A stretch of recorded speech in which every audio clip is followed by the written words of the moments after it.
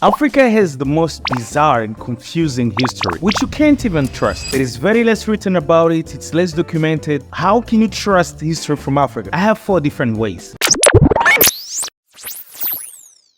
So before I tell you about the 4 trusted ways, let me tell you about ways that you can rely on while learning about the history of Africa. Number 1 is if it's been written. Doesn't mean that everything that is being written is wrong, but if a history about Africa have been written, higher chances are you will find a lot of lies in that story. If you don't trust me, how do you trust a story that have been written thousands of years after the original story happened without having a real proof of what you're writing, but because you interpreted some other images which have been written about that place, or because some stones told you that this might have been the story of back then, or because somebody told somebody about the history from there, which is the reason why a lot of stories today about so many African kingdoms that have different versions, and every generation come up with a different way in which they interpret that story. From the pharaohs of Egypt to Shaka Zulu in South Africa, all the stories have different versions depending on whoever wrote it. This doesn't mean everything is wrong, but you can't trust what has been written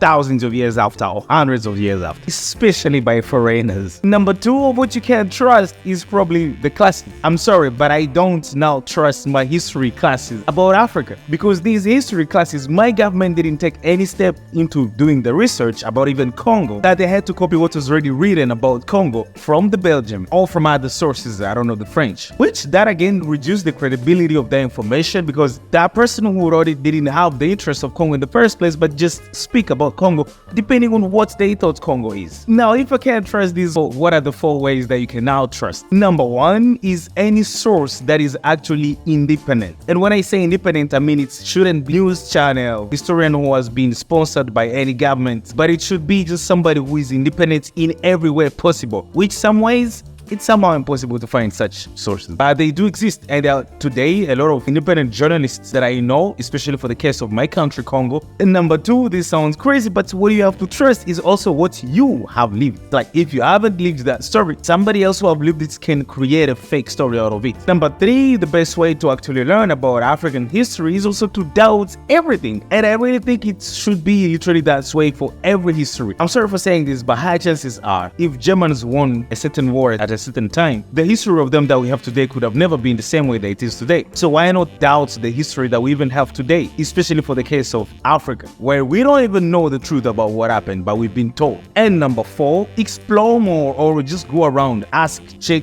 read much more from both sides. Don't be biased also in your readings, and try to know the truth rather than just knowing the history of what happened. There you go. A guy who doesn't know history just told you how you have to go about history. Thank you so much for being here. Catch you next time.